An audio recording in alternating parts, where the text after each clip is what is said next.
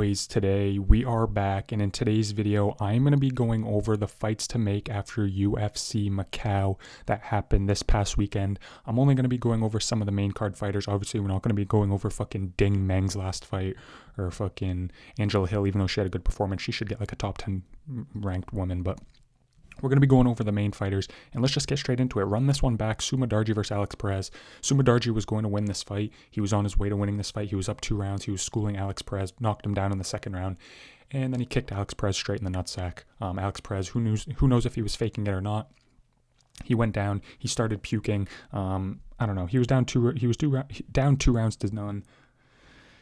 Did he quit? He obviously didn't quit, but was he embellishing the foul maybe just because he knew he would get a no contest and not a loss? Who knows, but run this one back. It needs to be resolved, and Sumadarji needs to be in the rankings because he's good as fuck, and I think he would beat Alex Perez in a rematch. Moving on, Kai Asakura got a huge victory at bantamweight. Give him Charles Jourdain, bro.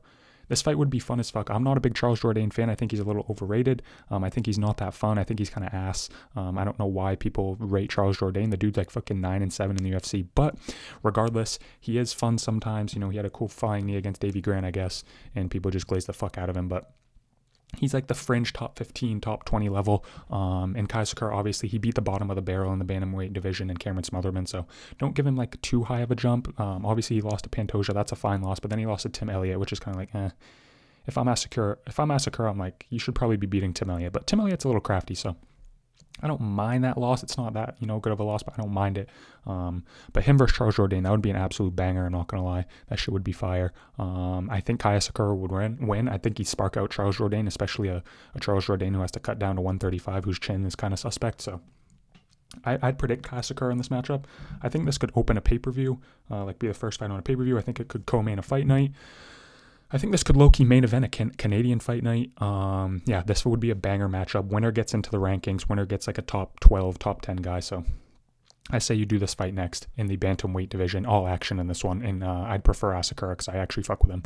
Moving on, Sergey Pavlovich, huge win. Looks back to himself. I was so happy watching Sergey Pavlovich slam out Talison Teixeira.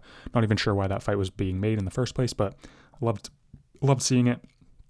It was amazing. I'm glad the old Sergey's back. At least we hope. And the only logical step, he's not going to get a title shot. The only logical step would get the loser of Alex Pereira versus Cyril Gane.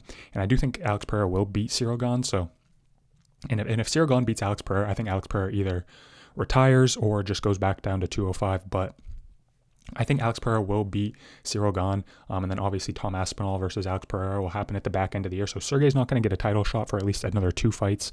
So I think you give him the loser of Alex Pereira versus Cyril Gane, which I think will be Cyril Gane at the end of the year, maybe December, January of next year, because Cyril Gane doesn't fight that often. Sergey, he fights like twice a year, so if he can't get the Cyril Gane fight, then maybe he'll fight like another jobber in heavyweight, maybe like a Hokit if he comes off a win. That would be fucking fire. Sergey Pavlovich versus Hokit would be fucking insane, but Pavlovich has pretty much fought everybody that good in the rankings. Maybe he could get a Volkov rematch, but I don't know if there's much like need for that. And this is like one of the big time matchups that hasn't happened in heavyweight. Pavlovich fought Aspinall. This is like the only big name that he hasn't fought, so I think you run Sergey Pavlovich versus Cyril Gane at the end of the year, maybe December, early next year, just because Gane's so inactive. And this would be a banger fight. I don't know who would win. If fucking, I don't know. We'll have to see how Cyril Gane looks against Alex Pereira, but I think he should get the loser of that fight. And if this fight gets made, this is fucking co-main on a pay-per-view worthy. This is featured fight on a pay-per-view. This is crowded fight night main event in like Paris or like fucking anywhere in the US. Yeah, this is a banger fight. This is an absolute banger fight.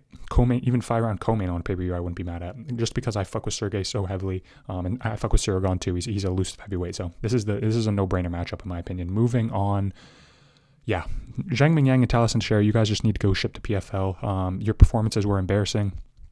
Your performances were ass. They were shit. They were nowhere near good. Nowhere near UFC level performances. Talison Teixeira, I mean, he basically just went out there and got slammed out like in 20 seconds. But Zhang Mingyang, you can't check a leg kick. You can't defend any punches. You block punches with your face. Just not a good look. I think these two should be shipped off to the PFL. But in all seriousness, Talison Teixeira, he's ranked like 15th. Give him, I don't even know. Give him like fucking Gable Steveson if he beats Alicia Ellison, or like Ante Delia or just someone. Who gives a fuck? The fucking heavyweight division's so ass. Who gives a fuck who Taliesin Share fights next? I hope he wins just for his mental. And then Zhang Mingyang, bro. Give him just a can, just to give him some confidence back or something, man. Give him someone like fucking, I don't even know. Who's a shitty 205er? I don't even know. I have no idea. I don't even know what you do with Zhang Mingyang. It's unsavable at this point. I genuinely have no idea what to do with him. He's just not UFC caliber, I don't think. Like beating Anthony Smith in 2025, people rated that win so highly for some reason. Like we should have known like to not rank that win highly. This dude is ass. But so yeah, I don't have a next fight for him sadly. Taliesin Share, give him like fucking Ante Delia. No, Delia's fighting in Serbia.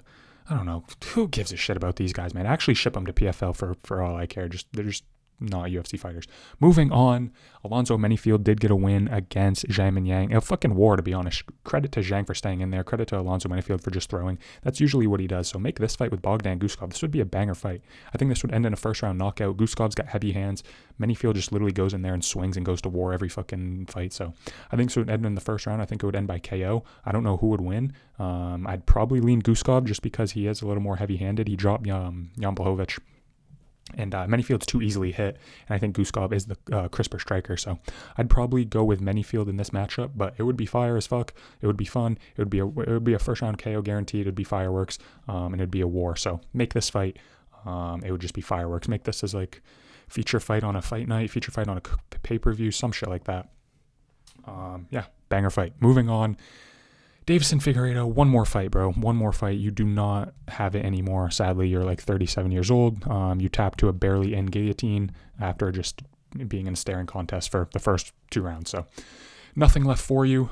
Fight one more fight, and you're probably going to get fed Raul Rosas Jr. I was going to do Deiveson Figueiredo versus Raoni Barcelos and make that fight in Brazil for Figueiredo's retirement fight. But I think the UFC is just going to want fucking to get Raul Rosas Jr. as close to the fucking belt as they can, high up the rank, get him as high up in the rankings as they can. So I genuinely see the UFC making this fight maybe like September for Noche UFC, co-main event. And Raul Rosas Jr. is probably going to backpack him, might even submit him. So I see no danger for Raul Rosas Jr. in this fight. And Deiveson Figueiredo, I mean, it's winnable, but like, what's even the point? Like, genuinely should have retired after losing to Song Yadong, but you didn't, so... Yeah, give him Raul Rosas Jr. I guarantee the UFC is going to make this fight. I almost put... Oh, no. I'll talk about that in a second. But yeah, just not much to say about Deiveson Figueiredo. He just doesn't have any more. Just simple as that. And I see the UFC wanting to push Raul Rosas Jr., give him a former champ. So this is a no-brainer matchmaking from the UFC. Moving on, the main event, Song Yadong did win. And you might think maybe I might put him against Umar Nurmagomedov, like get him a step up, just because Umar's kind of locked out of the title picture at this point with Peter Yan and Merab fighting again, and then O'Malley versus Zahabi. But no. We're going to give Song Yadong Payton Talbott. Payton Talbott's been clamoring for a fight. Song Yadong is wanting to be active. He said he'll fight anyone. So he probably won't be happy that he's going to get Payton Talbott, but Payton Talbott doesn't have a fight booked right now. I'm not sure who he would even fight. So just run this fucking fight. This is basically like a fucking Temu version of Song Yadong versus Sean O'Malley. And I think Payton Talbott would win this. I'm genuinely serious. I don't see the grappling threat from Song Yadong. I don't think he's a good enough striker. He doesn't have enough output. I think Payton Talbott would absolutely not school him. It'd probably go like a lot like the O'Malley fight where Payton Talbott would just edge it. But I think Payton Talbott is just as fun as Sean O'Malley. So I think it would be a nice another little striking fight, even though that fight between Song Yadong and Sean O'Malley was kind of ass. Payton Talbott's way more fun than fucking Sean O'Malley. Never mind. I take back what I said. The past few Sean O'Malley performances have sucked. So Payton Talbott's way more fun than Sean O'Malley. I think he'd make this fight pretty fun. Make this like a 5-round main event in like some like US city. Payton Talbott's ready. He's ranked like 10th or 11th. So I say you make this fight no brainer. Get Payton Talbott up into the top 10, top 5. He's a huge name. Get Song Yadong out of here. He never beats the top contenders. He's not that fun. He's a good personality. I do like Song Yadong, but I'd much rather have Payton Talbott in the top 5, and he's just a way slicker and better striker. So let me know what you think of my matchups in the comments. Thank you guys so much for watching. I'll catch you guys in the next video. Peace.